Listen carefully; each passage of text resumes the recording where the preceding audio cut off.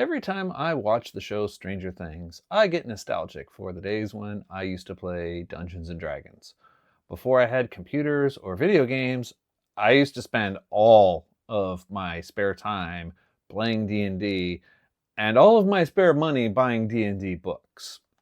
In my group, I was the primary dungeon master, so I tried to buy all the books. I even bought a few that were never anything more than just bookcase decorations.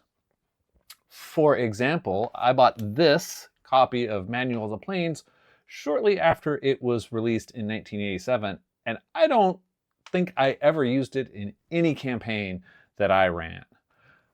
When my wave of D&D nostalgia hit earlier this year, I decided to dig out one of the books from my collection and just give it a read for old time's sake. And I grabbed this book, and when I started flipping through it, I noticed something really, really weird.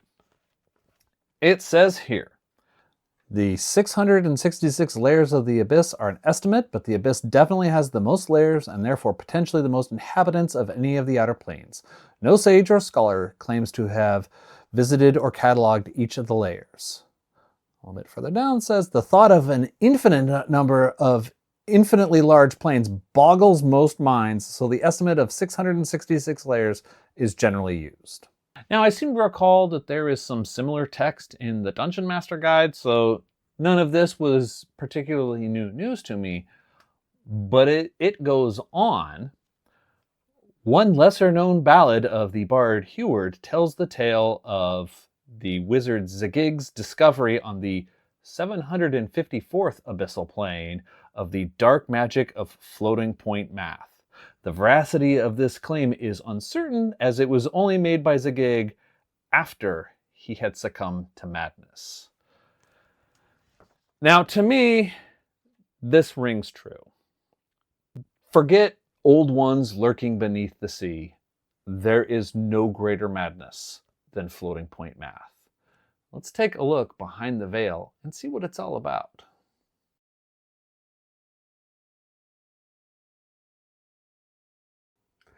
Before we can talk about floating point, we should take a moment to talk about the most common alternative, fixed point. In computers, values are traditionally represented as fixed-size collections of bits. The 8-bit byte, the 16-bit word, the 32-bit D word or long word, depending on your upbringing, are probably the most common examples, but other shapes and sizes exist and have existed through time. Traditionally, these collections of bits are interpreted as whole number values, and the possible range of that value depends on the number of bits. An 8-bit byte is usually either interpreted as having a range of 0 to 255 or minus 128 to positive 127. A 16-bit word has 65,536 possible values, and it's usually interpreted as either having a range 0 to 65,535 or minus 32,768 to positive 32,767. Now, this asymmetry exists because there's no negative 0, and positive 0 steals one of the possible positive values. Now, I don't plan to discuss it in this video, but there is also madness that exists in integer math on computers. If you're interested in hearing about that, let me know in the comments, and I will gladly put together a video on that topic as well. Now, the problem here is that the computer doesn't particularly have a way to interpret these collections of bits as having fractional values. One way around this is for the programmer to decide that a certain location in the number has a binary point. Now, if I slip at some point in this video and refer to this as a decimal point, please bear with me. It is technically a binary point because we're talking about the binary representation of numbers as opposed to the decimal representation of numbers, but it's the same concept. Now, this partially solves the problem with some advantages and some drawbacks. So, like decimal math, since all values have the point at the same place, addition and subtraction operate just like they do for integers. You just add the numbers. This makes performance of these operations really fast, basically as fast as regular integer math, and that's usually the fastest that's possible on a computer. Multiplication and division get a little bit more tricky. For example, for 16-bit fixed point representations, multiplication requires a way to generate a 32-bit result, and that 32-bit result has to be adjusted afterwards. The extra width and the binary point adjustment works quite a bit like doing long multiplication by hand. Say you had two numbers, 12.34 and 56.78. I'm creative at coming up with random numbers here. To do this multiplication by hand, you would just do 4 steps of multiplication, line up the decimal points in this case, add the numbers, and you get your result. Now, depending on the computer architecture, this can require doing up to 4 multiplication operations, 3 additions, a handful of shift operations, and then finally a last shift operation to drop off, in this case, the last 2 digits from the result. Now, in this case, we actually have a big problem with this result. Right? Our full decimal result was 700.6652. We shifted to drop off 2 of those digits, and we ended up with 700.66. But we're only storing 4 digits, right? Our input values were only 4 digits. We're only storing 4 digits. So our actual answer is 0.66.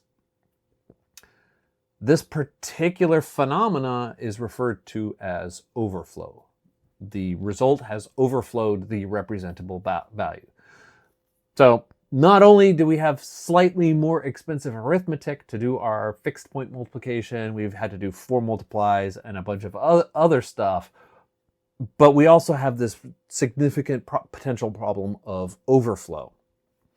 Now, in spite of these problems, basically every 3D game or demo that was ever written for the Amiga, the Atari ST, the Macintosh, and any pre-Pentium PC used fixed point math.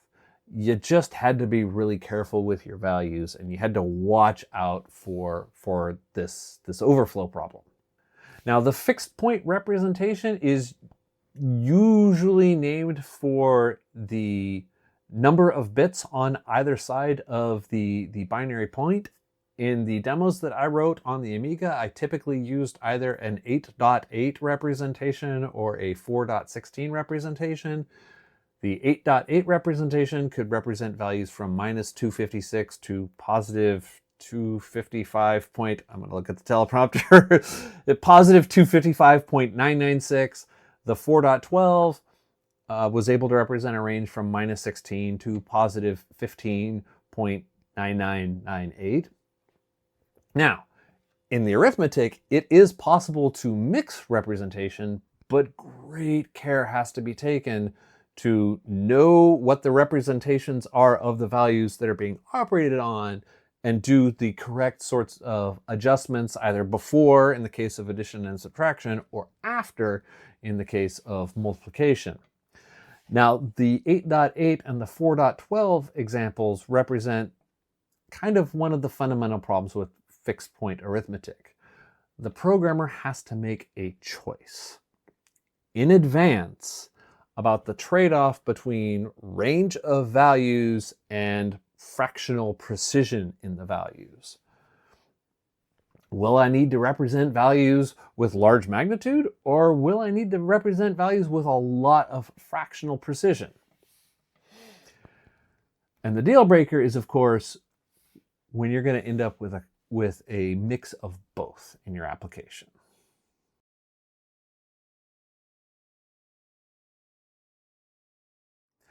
Mixing fixed point representations partially closes the gap, but the programmer still has to keep track of which values are stored in which representation and then choose the correct arithmetic code to operate on the particular combination of representations at hand. And it's really easy to get confused, pick the wrong math code, and then, I don't know, have your spacecraft burn up in the Martian atmosphere. In addition, the fractional resolution and the possible range are still limited. Even in 16.0, you are limited to minus 32,768 to positive 32,767. And in traditional fixed point representations, at least one bit has to be to the left of the binary point to represent the sign. So a 1.15 representation has a possible range of minus 1 to positive 0.999969. Now I'm going to say there are 3 problems here. 1, keeping track of the representation. 2, dealing with the sign of the value. And 3, extending the range versus fractional resolution trade-off beyond what is possible when the binary point exists within the value. What if we were to allocate some number of bits out of our value to represent the location of the binary point? This would allow the binary point to float around, so to speak, depending on the needs of the value being represented. Now, conceptually, this is actually pretty similar to another concept known as scientific notation. Take, for example, the value 6.02 times 10 to the 23rd. This value is written essentially as a fixed point format. There's a sign flag out front, followed by a single decimal digit, a decimal point, a fixed number of fractional digits, and finally an exponent that specifies where the decimal point actually is in the value. Scientific notation has the luxury that it doesn't have to allocate a fixed size for that exponent value. So why don't we just do that? Like, this is well-trod territory. Let's just stand on the shoulders of giants. So if we were to do that, we might end up with a value that looked something like -1 raised to the 1 plus s times 1.m times 2 to the e. Bear with me a little bit. S is a single sign bit that represents the sign of the value. M is our fractional bits, and we're going to call that the mantissa. And E is our exponent that will describe the location of the binary point. Here, E must have some representation that can track both positive and negative values.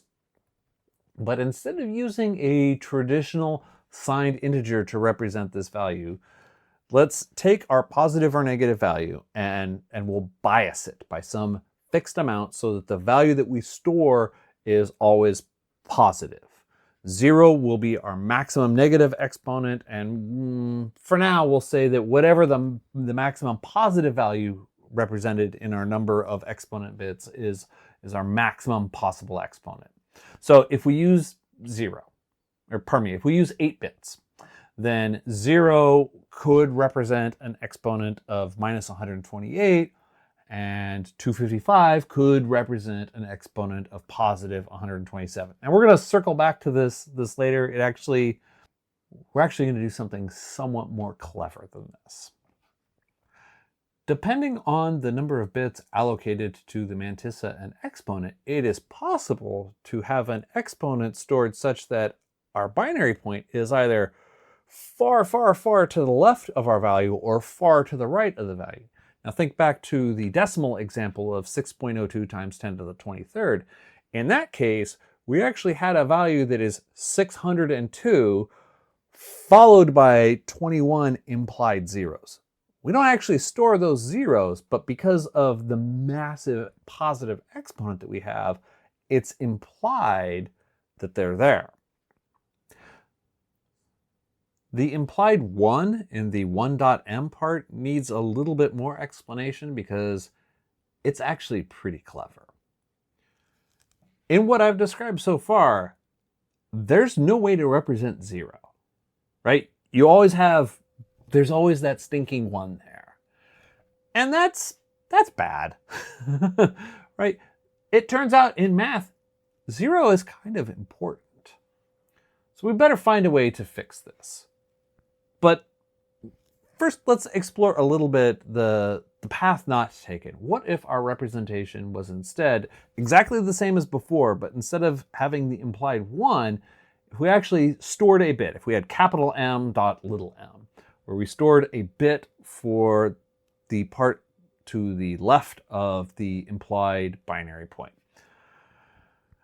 We could have a 0 now by just having all of our mantissa bits be 0, but we'd actually have a lot of zeros. Every possible exponent value would have a value of 0. So if we had 8 bits for the exponent, we'd have 256 possible zeros. And that actually, it turns out, is a different kind of bad because it greatly complicates both the implementation of a software implementation of our math routines and a hardware implementation of our math routines. And it would end up costing a bunch more gates. And as soon as you start needing more transistors to do something, you better think of a different way. So instead, what if we reserved our minimum possible exponent value, our exponent of 0, to represent a different kind of number, to represent a number that instead of having an implied 1 to the left of the binary point, it had an implied 0. So effectively, a stored exponent of 0 and a stored exponent of 1 have the same exponent, but they have either an implied 0 or an implied 1. So now we can store 0. We just have an exponent of 0 and a mantissa of all 0. And so using this representation, we actually end up with 2 values of 0. We end up with a positive 0 and a negative 0. That's a little bit quirky, but actually it comes in handy sometimes. I'm not going to cover that in this video and some of the irritation about that, but it is a thing that exists. So these special kind of values, they need a name. And if our non-zero exponent values are just regular, plain old normal values, how about if we call these subnormal? They are the values that are in magnitude less than any of the normal values. Now, sometimes you will also see these called denorms or denormal values, but I believe that the preferred terminology these days is subnormal. So we're all good, right? Right?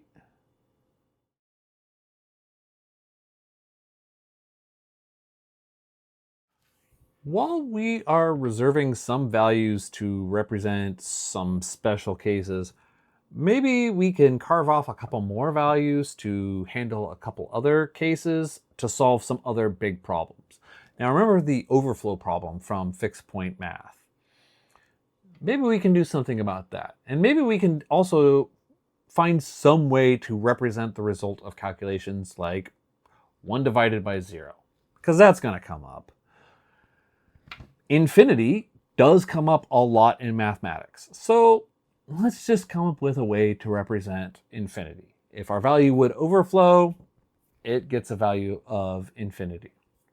So let's reserve a couple of special values to represent both positive and negative infinity.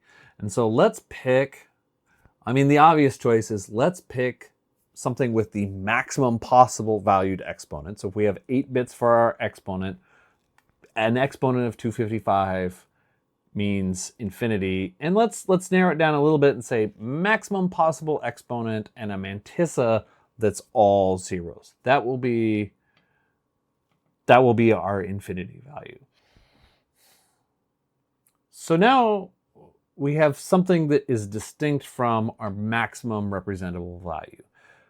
I'm going to call the maximum representable value will be our maximum possible exponent minus 1, because we've already reserved the maximum possible exponent for infinity, and all the mantissa bits are 1. And for short, I'm going to call that huge val.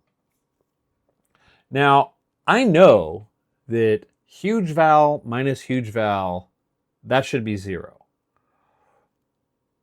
But what should infinity minus infinity be?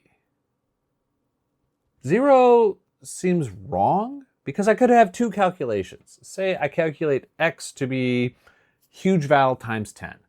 That's going to overflow, and it's going to be infinity. I could have another calculation that is y equals 2 raised to the power of huge val. Now that's also going to overflow and be infinity, but conceptually, one of those values is bigger than the other value. Now I'm gonna skip the whole philosophical conversation and the whole computer science conversation about countably infinite versus uncountably infinite. And I'm just gonna say, you know what? I'm gonna say no. You can't do infinity minus infinity. It's not a number. So let's save another value to represent things that are not a number. Now, for you kids in the back who read ahead in the book, I'm going to skip the whole conversation of signaling NaN versus unsignaling NaN, and we're just going to say that any value that has the maximum possible exponent and has a mantissa that is not 0 is not a number.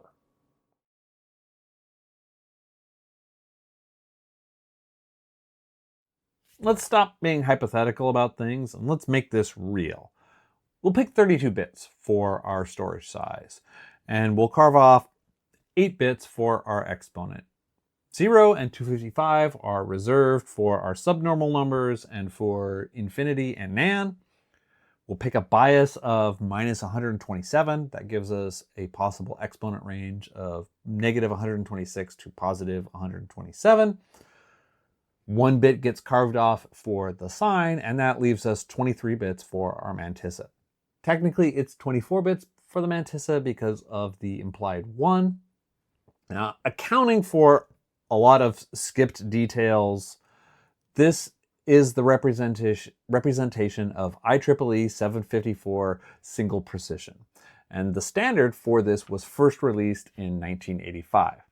Now, there is another common representation defined by IEEE 754 that uses twice as many bits. That's called, are you ready? It's called double precision. Shocker, I know. Now, these are not the only possible representations, and they're not the only possible representations that are in common use today. Graphics applications commonly use a 16-bit format called, I hope you're sitting down for this big surprise, called half precision.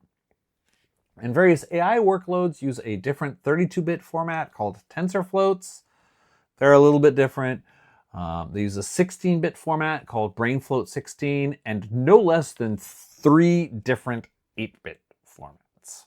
And that does not even consider all of the various historical formats that existed before everything was standardized. The DEC-VAX used 32 bits with the same 1, 8, 23 partitioning, but it used an exponent bias of 128 instead of 127. According to my 1978 edition of the C programming language, the Honeywell 6000 had a 36-bit representation for single precision and 72 bits for double. Unlike the VAX and IEEE 754, both these representations used a signed integer exponent and a signed integer mantissa portion with either 28 bits for the mantissa or 64 bits for the mantissa in the double precision. And there are many other historical examples. Basically, every computer architecture had its own floating point format.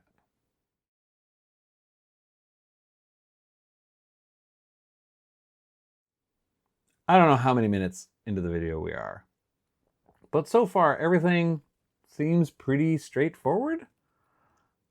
But just like with the Cursed Necronomicon, you have to get past the introductory material before the madness sets in. So let's take a trip. Let's take a trip way back to early school years and recall the subtraction property of equality. Given a plus b equals a, subtracting a from both sides yields b equals 0. This is a fundamental principle of algebra. Without it, the universe explodes. Except, let me show you a small C program. This program is very simple. It adds some number to 1.0, and it prints the two values and the sum as both decimal numbers and the raw binary representation. It then says if 1 plus x is 1, then x must be 0. Surely x must be 0. Let's compile and run this little program, shall we? There must be some bug, right? Either the compiler is broken or the CPU is broken, right? I assure you, they are both functioning correctly. Now I've strategically picked two values. I've picked 1.0 times 2 to the 0 exponent, and I have picked 1.0 times 2 to the minus 24 exponent. Now, if I were to write out all these values with the implicit zeros, again, recall the 602 with 21 implicit zeros from before, and align the binary points, it would look like this. All of the zeros in the first number are actually stored. Those are the mantissa bits that are stored in this value. In the second number, the zeros between the binary point and the 1 are not actually stored. They are implied by the exponent value minus 24. Now, we can line up those binary points and add those two values, and we get this value. 1 point, giant pile of zeros, 1. Except there's only 23 bits to store the fractional part. That 1 is implied, and then we get to 23 zeros, and then a 1. So that 1, it gets rounded off. It's gone. So we have added a number that is for sure not 0 to a value, and we get the value back because there's not enough precision, and we had to round off a bit. So as a consequence of that, the programming constructs, if a plus b is equal to a, and if b is equal to 0, they may not be equivalent. Now, we can stay with basic algebra and go a little bit deeper. Recall the associative property of addition, where a plus b plus c equals a plus b plus c. You may already see where this is going. Let's look at another program that calculates two sums. One of them is 1 plus x, and the other sum is 1 plus x plus x. Now, the first sum A, continues the problem in the first program. Like, we can add 2 to the minus 24 to 1 a million billion times, and the answer is still going to be 1. Now, sum B first sums x plus x and then adds that result to 1. So effectively, instead of adding 2 to the minus 24 to 1, it's adding 2 to the minus 23 to 1. And there's just barely enough precision in that so that it can have an effect, so that its data can actually be stored. This has two immediate and significant consequences.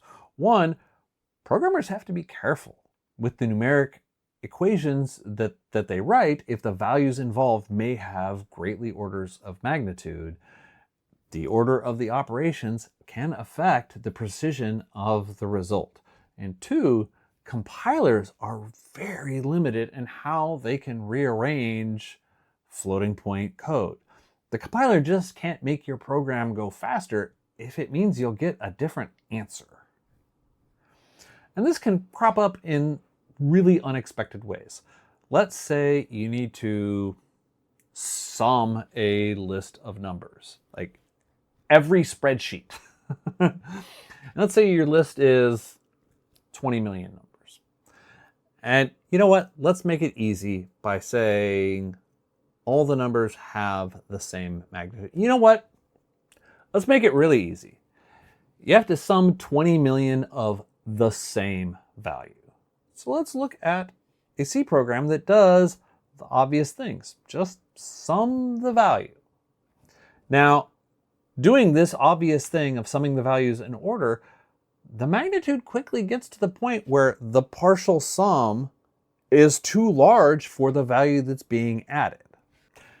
It's tempting to just use more precision, and sometimes that is the correct answer. But going from single precision to double precision does have a performance trade-off on almost all architectures. And especially if you're working on a GPU, some GPUs either don't actually implement double precision in hardware, or they don't implement it very fast. And so the performance disparity can be somewhere between like 4 times the performance, or if it does not implement it in hardware at all and double precision has to be implemented in software, it can be hundreds of times slower than single precision.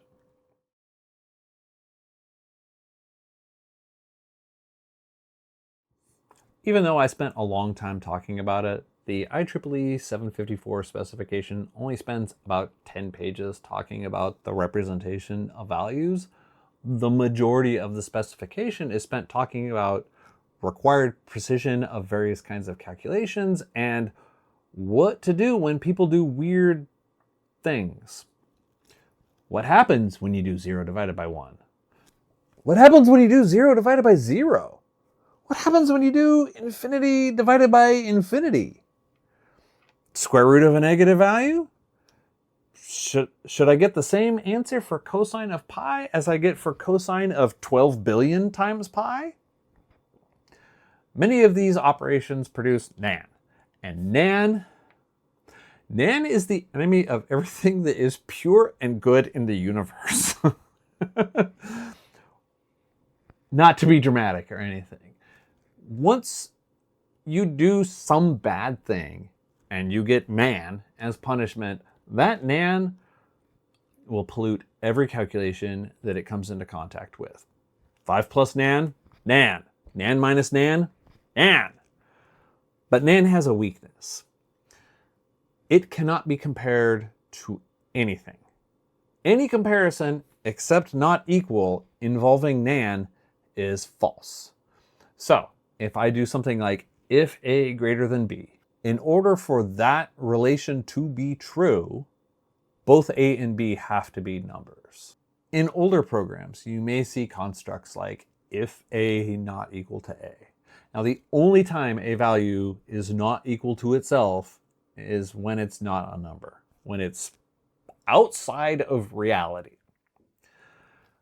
So it can be detected, and hopefully corrective actions can be taken. Now, more modern code will use a built-in function called isNan to detect this case.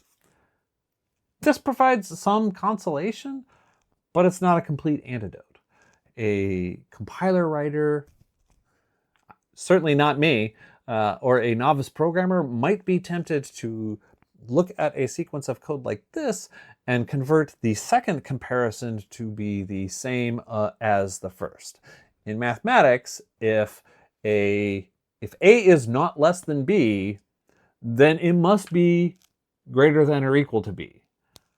However, the venomous nan prevents that from being true in floating point math. If either value is nan, that the first comparison, if A greater than or equal to B, will always be false. The second comparison will also be false, but the not will make it true. Now, infinity is not much better. 5 plus infinity? Infinity. All right, that's cool. We're good so far. Infinity minus infinity? Nan. So this noxious poison leads to even more madness. I'm going to leave it as an exercise to the viewer to prove that even though it violates the subtraction property of equality, the following two programming constructs, if A equals B and if a minus b equals 0, may not be equivalent. So even when precision of calculations isn't a concern, rearranging operations can change whether or not nan or infinity are generated, and it can change the behavior of programs when infinity or nan are present.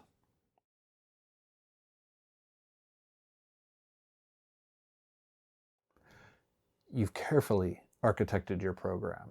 You have burned all the right incense, you've crafted your protective circle, and you've chanted all the right incantations, and it works. You get the results that you expect. And then you change your compiler options from debug build to release build, or you port to a different processor architecture, and now you get different results. Or even worse, you don't get any results at all because a nan crept into the calculation somewhere and ruined everything. Let's return to the summation example from earlier in the video. This time, instead of compiling it for a 64-bit processor architecture, I'm going to compile it for a 32-bit processor architecture, and I'm going to specify to use a pre-SSE 80387 style floating point instruction set.